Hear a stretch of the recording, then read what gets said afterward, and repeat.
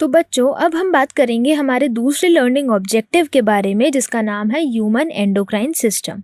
Human endocrine system का जो हमारा पहला सब टॉपिक है उसका नाम है हाइपोथैलेमस। चलिए हाइपोथैलेमस के बारे में जानते हैं। तो हम बात कर रहे हैं हाइपोथैलेमस की।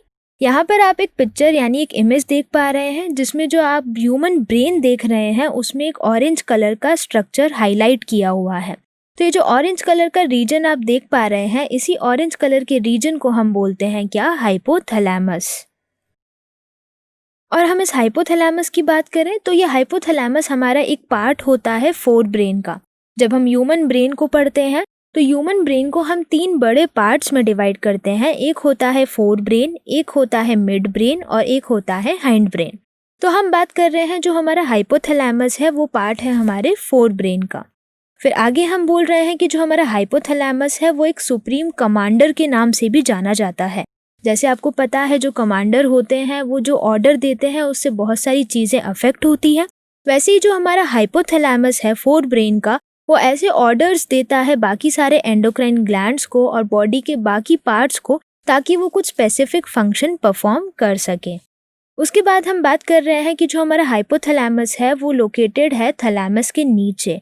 तो जो हमारा ह्यूमन ब्रेन है उसमें एक रीजन है थैलेमस। थैलेमस के नीचे प्रेजेंट होता है हमारा हाइपोथैलेमस, तभी हमने इसे बोला है हाइपोथैलेमस। हाइपो यानी नीचे और थैलेमस ब्रेन का वो पार्ट जिसके नीचे हमारा हाइपोथैलेमस प्रेजेंट है। फिर आगे हम बात करें फंक्शंस की कि हाइपोथैलेमस और कौन कौन से फंक्शंस परफॉर्म करता है, तो चलिए उसे हम देखते हैं। सबसे पहला फंक्शन हम यहाँ देख पा रहे हैं बॉडी टेम्परेचर। जो हमारी बॉडी का टेम्परेचर पूरे दिन मेंटेन्ड रहता है या इतने महीनों तक मेंटेन्ड रहता है, वो बॉडी टेम्परेचर मेंटेन करने में कौन मदद करता है? हाइपोथैलेमस। इसके अलावा अगर हम बात करें, जैसा आप पिक्चर में देख पा रहे हैं, यहाँ पे एक इंसान है जिसे बुखार आ रहा है। तो बुखार आने से क्या होता है, जो हमारा बॉडी टेम्परेचर है वो बहुत ज़्यादा बढ़ जाता है। फिर हम दवाई लेते हैं और अल्टीमेटली हाइपोथैलेमस मदद करता है हमारे बॉडी टेम्परेचर को वापस नॉर्मल करने में। हमारा जो दूसरा फंक्शन है वो है थर्स्ट। थर्स्ट को हम बोलते हैं प्यास। जो हमें पानी की प्यास लगती है बार बार, वो भी कौन कंट्रोल करता है? वो भी हमारा हाइपोथैलेमस ही कंट्रोल करता है। इसके बाद जो हमारा तीसरा फंक्शन है वो है हंगर। हंगर यानी भूख लगना। जो हमें टाइम टू टाइम बार बार भूख लगती है, तो इस भूख लगने की रेट को भी कौन कंट्रोल करता है? इसे भी हमारा हाइपोथैलेमस यानी सुप्रीम कमांडर ही कंट्रोल करता है। इसके अलावा अगर मैं और दूसरे फंक्शंस की बात करूं हाइपोथैलेमस की, तो उसे हम यहाँ देखेंगे। सबसे पहला हम बात कर रहे हैं स्लीप साइकिल। जो हमारे पूरे दिन की सोने और उठने की दिनचर्या है, जो पूरी हमारी साइकिल एक सेट है कि हमें किस टाइम पर सोना है, हमें कब उठना है और हमारी बॉडी को बहुत ज़्यादा एक्टिव रखना है काम करने के लिए। ये पूरी साइकिल होती है स्लीप साइकिल, जो कि कौन कंट्रोल कर रहा है? हाइपोथैलेमस। इसके बाद दूसरा फंक्शन है appetite and weight control. Appetite का मतलब होता है भूख लगना, और दूसरा वेट कंट्रोल यानी हमारी बॉडी का जो वेट है वो कंट्रोल हो पा रहा है या नहीं, ये भी फंक्शन किसका होता है? हाइपोथैलेमस का। इसके बाद हम बात कर रहे हैं blood pressure and heart rate. जो हमारा बॉडी का ब्लड प्रेशर है और जो हमारी हार्ट बीट है, उसकी रेट को भी हाइपोथैलेमस बहुत अच्छे से कंट्रोल करता है। और जो लास्ट फंक्शन हम यहाँ देख रहे हैं वो है बैलेंसिंग ऑफ बॉडी फ्लूइड्स। हमारी जो बॉडी है उसमें बहुत ज़्यादा पानी है। पानी के अलावा बहुत सारे ऐसे सॉल्ट्स और मिनरल्स हैं जो कि एक बॉडी फ्लूइड का पार्ट बनाते हैं। तो इस बॉडी फ्लूइड की कॉम्पोजिशन को मेंटेन करने के लिए, बैलेंस बनाने के लिए हमें हाइपोथैलेमस की ज़रूरत पड़ती है। तो ये कुछ फंक्शंस थे जो हमने हाइपोथैलेमस के बारे में सीखा। अब हम आगे बात कर रहे हैं हाइपोथैलेमस के अंदर कुछ ऐसे स्पेसिफिक सेल्स होते हैं जिन्हें हम बोलते हैं न्यूरोसिक्रीटरी सेल्स। तो अगर हम यहाँ पर बात करें न्यूरोसिक्रीटरी सेल्स की, तो ये है ह्यूमन ब्रेन में हाइपोथैलेमस का पार्ट। जब इसे हमने बड़ा करके जूम करके देखा तो यहाँ पे आप स्ट्रक्चर देख पा रहे हैं। ये स्ट्रक्चर है हमारा हाइपोथैलेमस। इस हाइपोथैलेमस में कुछ ऐसी स्पेसिफिक सेल होती है जिसे हम बोलते हैं क्या? न्यूरोसिक्रीटरी सेल्स। तो ये है हमारी न्यूरोसिक्रीटरी सेल हाइपोथैलेमस की, जो कि ऑर्डर देती है किसे? आगे एक ग्लैंड को, जिसे हम बोलते हैं पिट्यूटरी ग्लैंड।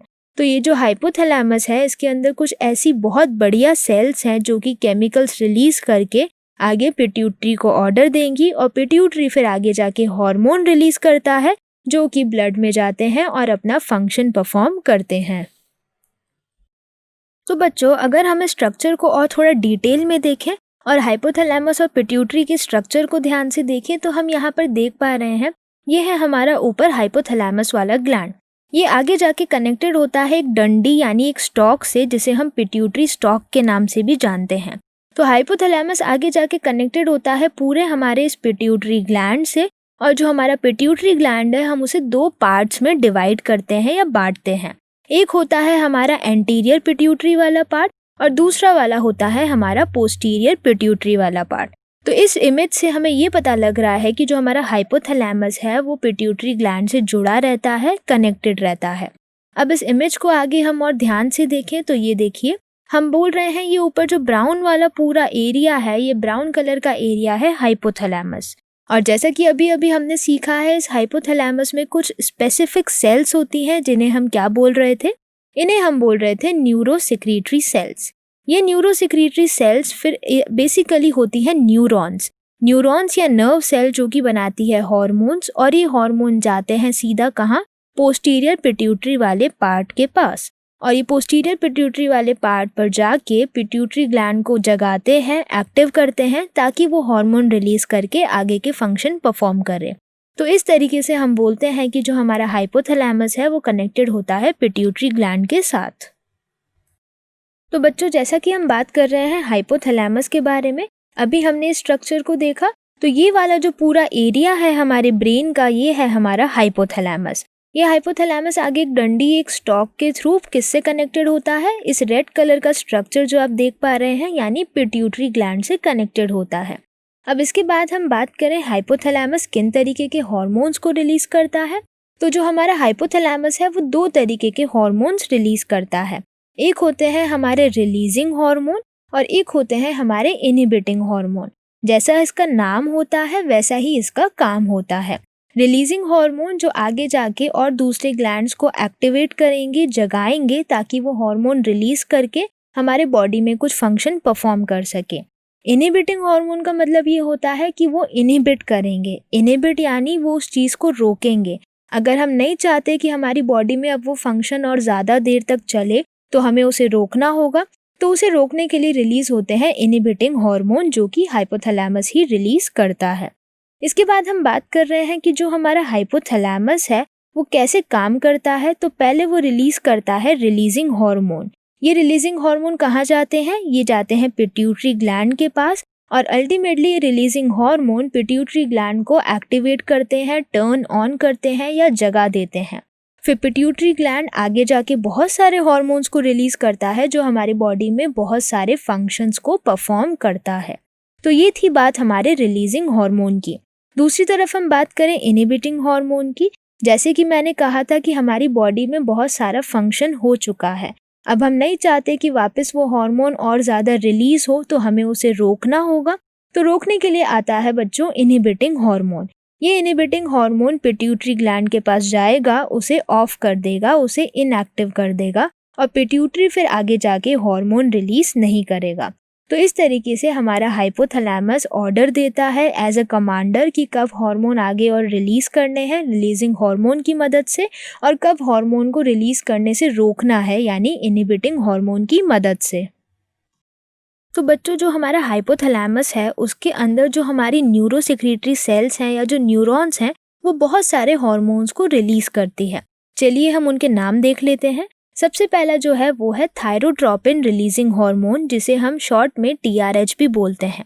दूसरा हार्मोन है हमारा ग्रोथ हार्मोन रिलीजिंग हार्मोन जिसे हम शॉर्ट में GHRH के नाम से भी जानते हैं। तीसरा हार्मोन है हमारा ग्रोथ हार्मोन इनहिबिटिंग हार्मोन जिसे हम GHIH या सोमैटोस्टैटिन भी बोलते हैं। उसके बाद जो हमारा हार्मोन है वो है गोनेडोट्रोपिक रिलीजिंग हार्मोन जिसे GnRH बोलते हैं। हमारा 5th नंबर का हार्मोन है कॉर्टिकोट्रोपिन रिलीजिंग हार्मोन और जो लास्ट हम पढ़ेंगे वो है हमारा ऑक्सीटोसिन। तो ये 6 तरीके के हार्मोन्स हैं जो कि हमारे हाइपोथैलेमस के न्यूरोसेक्रीटरी सेल्स रिलीज करती हैं। तो बच्चों अगर इन एग्जाम्पल्स में से हम एक हार्मोन के अगर फंक्शन को स्टडी करें तो वो कुछ इस तरीके से काम करता है। जो हमारा हाइपोथैलेमस है फॉर एग्जाम्पल उससे एक हार्मोन रिलीज हो रहा है जिसे हम बोल रहे हैं GnRH या उसका फुल फॉर्म है गोनेडोट्रोपिन रिलीजिंग हार्मोन। ये GnRH आगे जाके एक्टिवेट करता है या स्टिमुलेट करता है पिट्यूटरी ग्लैंड को, जैसा कि अभी हमने सीखा है। फिर पिट्यूटरी ग्लैंड रिलीज करता है बहुत सारे हार्मोन्स जिसे हम बोलते हैं गोनेडोट्रोफिन्स, और ये गोनेडोट्रोफिन्स आगे जाके डेवलप करते हैं टेस्टिस को मेल के अंदर और ओवरीज को फीमेल के अंदर। तो इस तरीके से हाइपोथैलेमस और पिट्यूटरी दोनों मिलकर हार्मोन्स रिलीज करते हैं और बॉडी में बहुत सारे अलग अलग फंक्शंस को कंट्रोल करते हैं। और इसी तरीके से हम अगर एक और एग्जाम्पल देखें तो हमारे पास एक एग्जाम्पल आता है सोमेटोस्टैटिन हार्मोन, जो कि रिलीज कर रहा है हाइपोथैलेमस।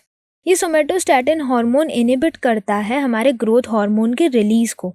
जो हमारा पिट्यूटरी ग्लैंड है उससे जो ग्रोथ हार्मोन रिलीज हो रहा है उससे अगर हमें रोकना है, अगर हमारी बॉडी नहीं चाहती कि और ग्रोथ हार्मोन रिलीज हो, तो पिट्यूटरी ग्लैंड के पास एक आता है इनहिबिटिंग हार्मोन जिसका हम नाम बोल रहे हैं सोमेटोस्टैटिन। और ये सोमेटोस्टैटिन आगे जाके ग्रोथ हार्मोन के रिलीज को रोक देता है या इनहिबिट कर देता है। इसके बाद हम बात कर रहे हैं जो हाइपोथैलेमस है वो एंटीरियर पिट्यूटरी को कंट्रोल करता है कुछ पोर्टल सर्कुलेटरी सिस्टम की मदद से, और जो उसका पोस्टीरियर पार्ट है वो उसे कंट्रोल करता है न्यूरॉन के थ्रू, यानी न्यूरल रेगुलेशन। चलिए इसे हम एक इमेज के थ्रू समझते हैं।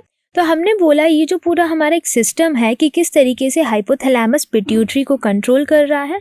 तो यहाँ पर आप एक इमेज देख पा रहे हैं जिसमें हम बात कर रहे हैं पोर्टल सर्कुलेशन की। पोर्टल सर्कुलेशन जो कि ये इस तरीके का है, जिसमें हम बात कर रहे हैं कि ये वाला जो एक सिस्टम है जिसमें से ब्लड फ्लो हो रहा है, यानी आर्टरी के थ्रू कैपिलरी बेड, और इस कैपिलरी बेड में हार्मोन्स आपको दिख रहे हैं और फाइनली ये जा रहे हैं वेन के थ्रू बाहर सीधा। तो हम बोल रहे हैं इस तरीके से जो हमारा एंटीरियर पिट्यूटरी है वो कंट्रोल होता है किससे? वो कंट्रोल होता है हमारा पोर्टल सर्कुलेटरी सिस्टम की मदद से। वहीं अगर हम बात करें एक दूसरी इमेज की जो हमने पहले भी सीखा है कि जो हमारा पोस्टीरियर पिट्यूटरी का पार्ट है वो कंट्रोल होता है न्यूरॉन्स के थ्रू, यानी न्यूरल रेगुलेशन। तो जैसा हमने यहाँ पे देखा था हमारे पास न्यूरॉन्स थे, तो ये न्यूरॉन्स अल्टीमेटली आगे जाके ऑर्डर देते हैं पोस्टीरियर पिट्यूटरी को। तो इस तरीके से हमारा हाइपोथैलेमस पिट्यूटरी को ऑर्डर देता है या तो पोर्टल सर्कुलेटरी सिस्टम के थ्रू एंटीरियर पिट्यूटरी में, या न्यूरॉन्स यानी न्यूरल रेगुलेशन के थ्रू पोस्टीरियर पिट्यूटरी में। तो बच्चों क्या आप रेडी हैं कॉन्सेप्ट टेस्ट के लिए? चलिए एक चैलेंज देखते हैं। हमारा क्वेश्चन है the hormones GnRH stimulates which gland? तो ऑप्शंस हैं A pituitary gland, B thyroid gland, C pineal gland और डी पैराथायराइड ग्लैंड। तो जो हमारा हार्मोन है GnRH, जिसका फुल फॉर्म हमने अभी सीखा है गोनेडोट्रोपिन रिलीजिंग हार्मोन, ये हमारे कौन से ग्लैंड को स्टिमुलेट या एक्टिव करता है? हम यहाँ पर वीडियो को 2 मिनट के लिए पॉज करेंगे ताकि आप इस क्वेश्चन को सॉल्व कर सकें। और हमारा आंसर है ए यानी पिट्यूटरी ग्लैंड। तो जो हमारा गोनेडोट्रोपिन रिलीजिंग हार्मोन है वो स्टिमुलेट करता है पिट्यूटरी ग्लैंड के सिंथेसिस को और अल्टीमेटली मदद करता है गोनेडोट्रोपिन्स को रिलीज करवाने में।